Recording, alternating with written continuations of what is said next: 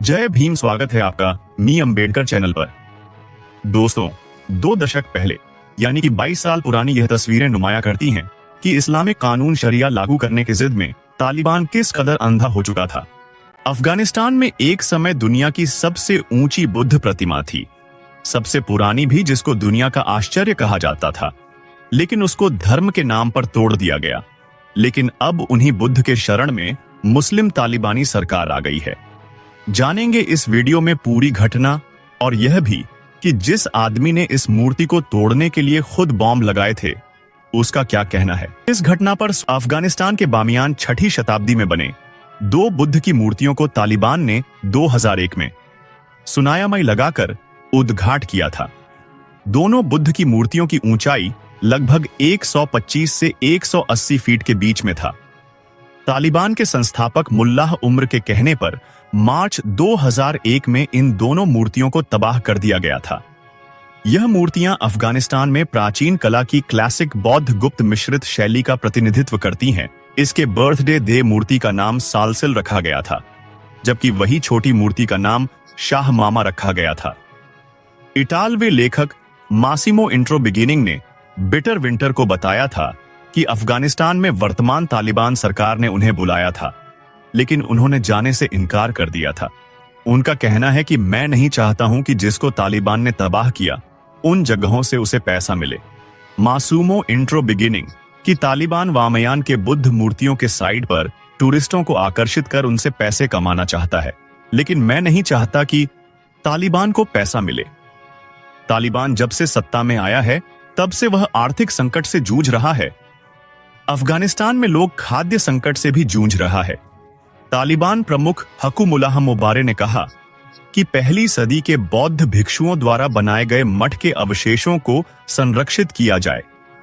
दरअसल यह एक बड़ा कदम माना जा रहा है, जिससे चीन का रुख तालिबान के प्रति नरम हो सकता है कि बुद्ध की प्रतिमाओं और अवशेषों को संरक्षित करना हमारे और चीनियों के लिए बेहद महत्वपूर्ण है। हमने इसे अपनी प्राथमिकता में शामिल किया है। हुसैन के मुताबिक उन लोगों को प्रतिमा के चारों ओर विस्फोटक लगाने में 3 दिन का वक्त लगा। उसके बाद तारे नजदीकी मस्जिद तक बिछाई गई, जहां से उन्हें चार्ज किया गया और अल्लाह अकबर की आवाजों के बीच विस्फोट कर दिया गया। वो बताते हैं, जब धमाका हुआ तो बुद्ध के आगे सिर्फ धुआं और लपटें नजर आ रही थी और हवा में बारूद की गंध थी। वह कहते हैं कि तालिबान कमांडर को उम्मीद थी कि वह न सिर्फ बुद्ध को नष्ट कर देंगे बल्कि पूरी पहाड़ी को ही गिरा देंगे, लेकिन विस्फोट से उस बड़े बुद्ध की सिर्फ टांगे ही उड़ाई जा सकी ताकि बुद्ध को पूरी तरह नष्ट किया जा सके। हम प्रतिमा में ड्रिल करके उनमें डायनामाइट लगाते थे। इस पूरी प्रक्रिया में 25 दिन लगे। हुसैन बताते हैं कि उन लोगों को थोड़े चावल और रोटियां दी जाती थीं और लगातार उन्हीं कपड़ों में काम करना पड़ता था और बर्फीली रातों में एक पतला सा कंबल दिया जाता था।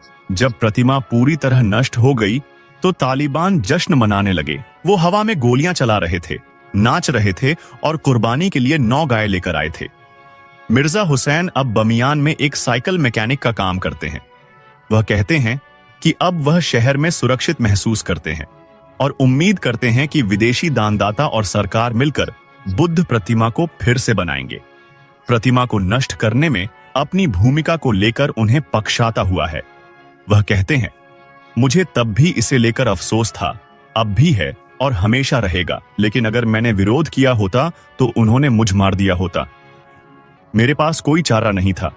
उस प्रतिमा को फिर से बनाए जाने की उनकी इच्छा निकट भविष्य में तो पूरी नहीं होने जा रही है।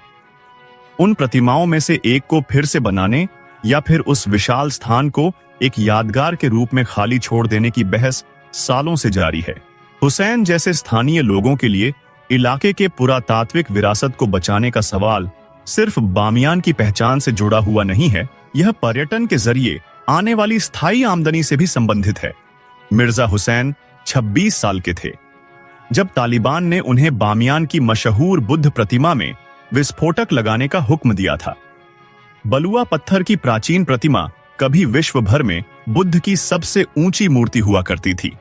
इसे नेस्त नाबूद कर तालिबान ने दुनिया को भारी सदमा पहुंचाया था। मिर्जा हुसैन कहते हैं पहले उन्होंने बुद्ध प्रतिमा पर टैंक और भारी गोलियों से हमला किया, लेकिन जब वह नाकाम रहे तो उन्होंने उसे नष्ट करने के लिए उसमें विस्फोटक लगाए।